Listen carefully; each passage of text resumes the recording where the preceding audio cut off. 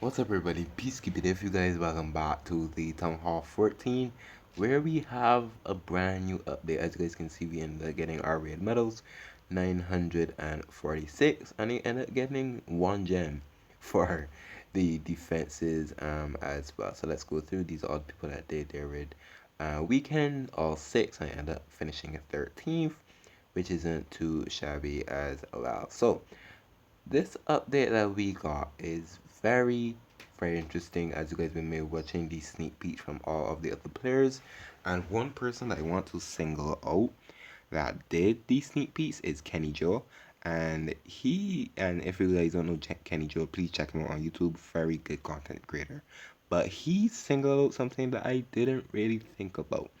So as you guys may know, on this update, we end up getting something super, very big, I should say. Very big.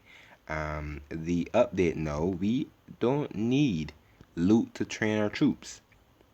We don't need loot, which is insane because never something that I thought would have ever come to the game. This is super interesting, and I really do like it. I think it's gonna be very interesting. I would say as well. They did a lot of different balance changes, being able to change the game. I really think that this is a big step, a step that I never thought that ever be able to take, because you'll be able to delete troops if you want. No need for loot, which is actually very good. And like I said, let's go back to what Kenny Joe thought. He said something in his video where he was talking about this may be very good for free-to-play players, and I think it's going to be very good for free-to-play players. You'll be able to use any army you want. You can try any army that you would see the pro players using, especially if you don't feel comfortable with it. You'll be able to use it. If you have all the super troops unlocked, you still need to spend looking super troops. You still need to spend looking super troops, but you're gonna profit again way more than you probably would thought. And I think it's gonna be very useful for us free-to-play players as well. So that's just something I want to touch up on what he said in his video, because I didn't think about that, and he hit it on the head. Really, he really hit it on the head, as well for that reason. So we got 4 times star bonus as well that you can work on. Very good for that. And we have all the esports stuff. Nothing too interesting, but we do have the news, and I really think we should watch the video. I haven't watched it yet, but let's see what this has in store for us. So we will watch this June update 2022 video and see what Diane has to say on this one as well. But I really do like this update. Was actually pretty interesting, and I really can't wait to see how it's gonna go on for this Clan Capital update. And we hope you've been enjoying this brand new facet to Clash of Clans.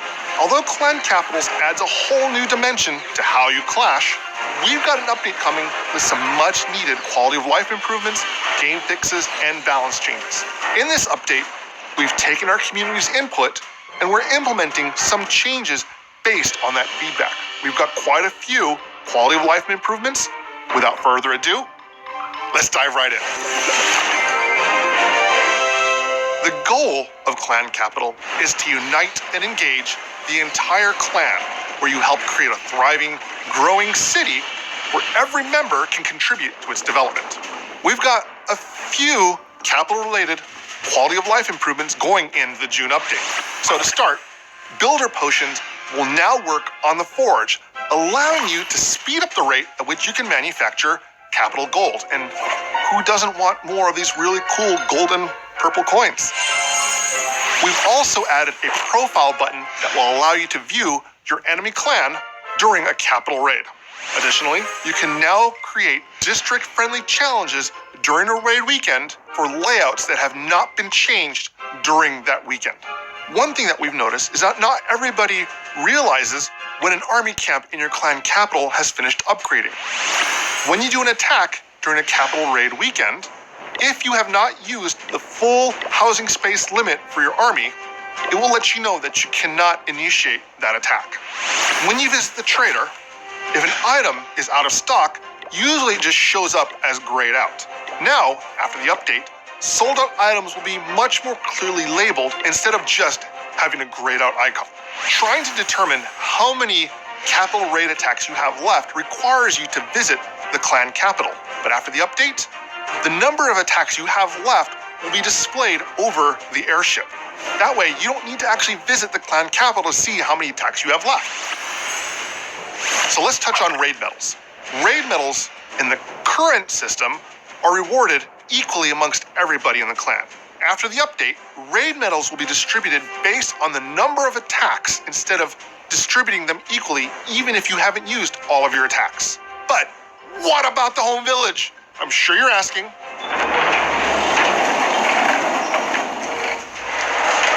Don't worry, we've got you covered. To start, we've got zero troop training costs. I really hope the editing staff added just adequate amount of reverb to highlight how big this is. We are removing all training costs for troops, spells, and siege machines. Yes, you heard that right. All training costs are now removed. That means you don't need to spend any elixir or dark elixir to train your army.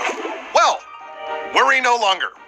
All costs are now removed. We want you to be able to train any army without having to worry about being able to afford it. Training time and housing space limitations are still present in the game. Now that you've got more resources at your disposal, what can you do with it? We've got a few changes going into effect. In this update, players will be able to begin upgrading their walls with Elixir starting at Town Hall 5. Additionally, clan castles will now be upgraded with Elixir instead of gold. These changes are to help balance the increased amount of Elixir players will now have access to with the removal of training costs, and to ensure there is an adequate Elixir sink still available in the game. Another quality of life improvement that has been requested over the years is a remove all button when training your army. If you have a bunch of troops already in the training queue, having to manually remove each troop one at a time is so time-consuming and tedious. If you want to remove the entire training queue in one tap, there's a button for it. It will wipe the queue clean, allowing you to create a new roster from scratch. And speaking of armies, we've got a quality of life change we think will go over very well with everyone. Quick donation of any super troop. That's right. You can now donate any super troop with gems, even if you don't have that super troop activated. The only requirement is that you must have access to that super troop yourself. For example, if you don't have access to super dragons, you will not be able to quick donate super dragons for gems. You can only donate the super troops you can activate.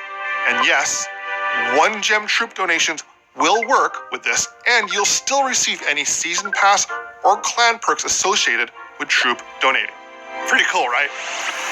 Another quality of life change going into this game is purely aesthetic, a scenery randomizer. Just like the skin randomizer, the scenery randomizer will randomly select any scenery you've acquired and will apply that scenery every time your base is loaded. And just like the skin randomizer, you'll see a list of your available sceneries. Just tap the ones you want in the randomizer rotation. Anytime your base is loaded, a random scenery from that selection will be applied, making your village feel fresh and visually distinct each time you visit your village. All right, Chief, we need to have a talk. We've got one last quality of life change that has been a long time coming, and one that has been hotly discussed in the community for a while. We are talking about national flags. So in this update, we will be removing all national flags from the game. When Clash was first launched 10 years ago, we never expected the game to become the wildly successful phenomenon that it is today. And although there are relatable references in Clash of Clans to the real world, the Clash universe is its own fantasy setting with its own cast of zany characters, from wizards who summon bunnies to hammer-wielding, mohawk-sporting hog riders to magical spells that summon a gaggle of murderous bats or skeletons. When this update is released, any national flags that you may have purchased from the store will be refunded. We want to make sure the Clash universe remains separate from the real world, and thus, removing all the flags from the game. Any fictional flags that are not associated with any nationality, those will still remain in the game. And one last thing we want to touch on is that we've got some balance changes going into this update as well. We've reduced the hit points of walls ranging from Town Hall 9 to Town Hall 13 to make ground attacks much more viable. For a full list of balance changes, please make sure you check out your favorite Clash content creator for the latest news regarding what's changing, how it affects the meta, and what you can expect to happen to your favorite strategy. And don't forget to check out the full patch notes when they're available. You'll be able to find them linked to our official social media channels, and we'll also add them to the description below. Please keep your feedback coming. Leave your comments below. Don't forget to smash that like and subscribe button. Your input has helped make so many changes to Clash of Clans, and that passion and excitement over the last 10 years tells us that there are still many more great years ahead of us for this incredible game. We can't thank you enough for being such an amazing community, and we can't wait to show you what the future holds for Clash of Clans. Until next time, Clash on. Okay, everyone. So We really appreciate that. video. So I'll push off Let me know camera. down below what you think of it. Like I said, it's pretty interesting. How they're changing the loot basis on especially Clan Castle using Elixir, which is actually pretty interesting to see. And you'll be able to use Elixir pretty early in your gameplay at Town Hall 5, which I actually really enjoyed. This has changed a lot in the game. It still feels unreal. That we don't have any training costs. But it's something that I am very happy to see, and the game is going along very well. I hope you guys did enjoy it. I'll see you guys next time.